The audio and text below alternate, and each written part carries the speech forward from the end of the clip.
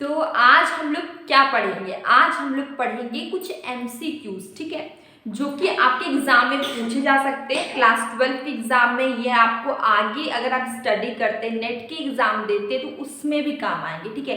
तो ये कुछ बेसिक MCQs हैं जो कि हमारे मैक्रो इकोनॉमिक्स से हैं। मैक्रो इकोनॉमिक्स क्लास 12 का एक सब्जेक्ट है। तो देखिए यहाँ पे एक सिंपल सा मैंने कुछ क्वेश्चंस लिखा है मैक्रो इकोनॉमिक्स के चैप्टर से। जैसे कि यहाँ पे देख सकते हैं आप, which of the following is not consider a factor income. Factor income में कंसीडर नहीं होता है, तो कौन सा इनकम है जो कि फैक्टर इनकम में कंसीडर नहीं होता है? Rent, wages, gifts from abroad या प्रॉफिट, ठीक है। तो रेंट की बात करें, रेंट, वेजेस, प्रॉफिट, ये तीनों फैक्टर इनकम में इंक्लूड होगा।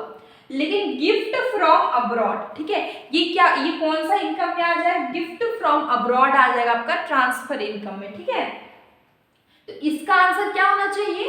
रेंट, वेजेस और प्रॉफिट तीनों क्या है? फैक्टर इनकम है। क्वेश्चन में क्या पूछा गया है?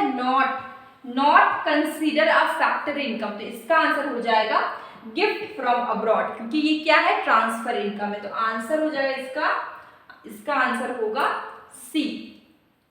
इसका आंसर होगा आपका सी, ठीक है। अब ये क्वेश्चन देखिए, ये क्वेश्चन क्या है? Two sector economy consist of, ठीक है। हम लोग ने two sector economy, three sector economy, four sector economy, circular flow of income, ये सब पढ़ा है ना। तो इसमें हम लोग जानते हैं कि देखिए टू सेक्टर इकोनॉमी में कौन कौन होता है? हाउस होल्ड होता है और फर्म होता है। टू सेक्टर में कौन होगा? हाउस होल्ड होगा और फर्म होगा। थ्री सेक्टर में household, firm, government. Fourth sector में household, firm, government and foreign sector.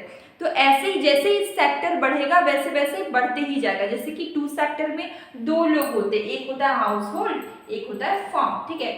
ये टू सेक्टर है हमारा। अब अगर हम थ्री सेक्टर में आते हैं तो हमारा हो जाएगा हाउस होल्ड भी है, फर्म भी है, गवर्नमेंट भी है। फोर्थ सेक्टर में आते हैं तो हाउस होल्ड, फर्म, गवर्नमेंट और फॉरेन सेक्टर, ठीक है। तो इसमें हमें पूछा गया है टू सेक्टर, ठीक है। टू सेक्टर में कौन आएगा? House hold and firm. तो इसका आंसर क्या होना चाहिए? आंसर होगा आपका ए, हाउस होल्ड एंड फर्म, ठीक है। इसके बाद हमारा ये क्वेश्चन है, closed economy is not included. Open economy and closed economy हम लोग ने पढ़ा है, ठीक है। तो क्लोज्ड इकोनॉमी में किसको इंक्लूड नहीं करेंगे?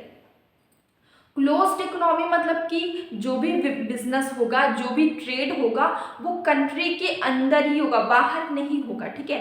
विदेशी कंट्री फॉरेन सेक्टर से यहाँ पे काम नहीं कर पा रही है, फॉरेन सेक्टर से हम लोग काम नहीं कर रहे, ट्रेड नहीं कर रहे, तो यहाँ पर क्या होगा? यहाँ पे हाउस होल्ड तो होगा, फर्म भी होगा, गवर्नमेंट भी होगा, लेकिन ये क्लोज्ड इकोनॉमी है तो यहाँ पे फॉरेन सेक्टर नहीं होगा।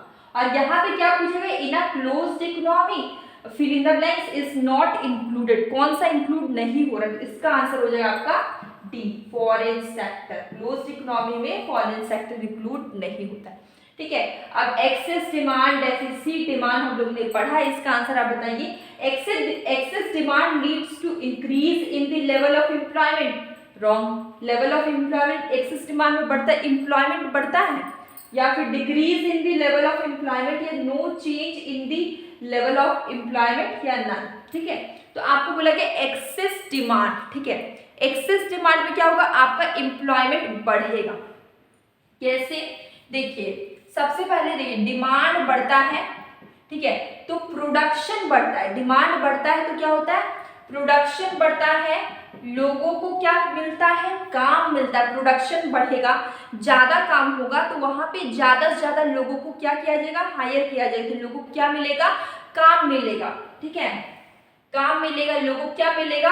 वेजेस मिलेगा, ठीक है, वेजेस मिलेगा। लोगों को एम्प्लॉय, लोग काम करेंगे, लोगों को रोजगार मिल रहा है, तो उनको जब रोजगार मिलेगा तभी तो उन लोगों को पैसे मिलेंगे, ठीक है। तो जब भी डिमांड बढ़ेगा, एक्सेस डिमांड हो जाएगा, तो इससे क्या होता है? आपका employment, increase in the level of employment, employment बढ़ता है, डिमांड बढ़ रहा है। इकोनॉमी, किसी भी इकोनॉमी में अगर डिमांड बढ़ता है तो प्रोडक्शन भी ज्यादा करना पड़ेगा। लोग मान लीजिए आज 100 शूज बन रहे, ठीक है, कल मान लीजिए 200 शूज का डिमांड आ गया, तो जब 200 शूज का डिमांड आया तो लोगों को क्या करना होगा, 200 शूज़ बनाना भी पड़ेगा। बनाने के लिए क्या चाहिए, सामान चाहिए और ज़्यादा वर्कर चाहिए बनाने के लिए, तो लोगों को काम मिल रहा है। तो जब भी डिमांड बढ़ता है तो लोगों को क्या मिलता है, एम्प्लॉयमेंट मिलता है, रोजगार मिलता है। इसका आंसर हो जाएगा ए। इसका आंसर क्या होगा, ए होगा।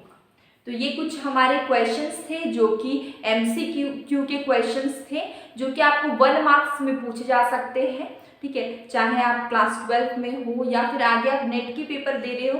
तो अब हम लोग मिलेंगे कल एक न्यू वीडियो के साथ। अगर आपको कहीं पर भी कोई भी कंफ्यूजन तो प्लीज़ मुझे कमेंट बॉक्स में ज़रूर बताइए।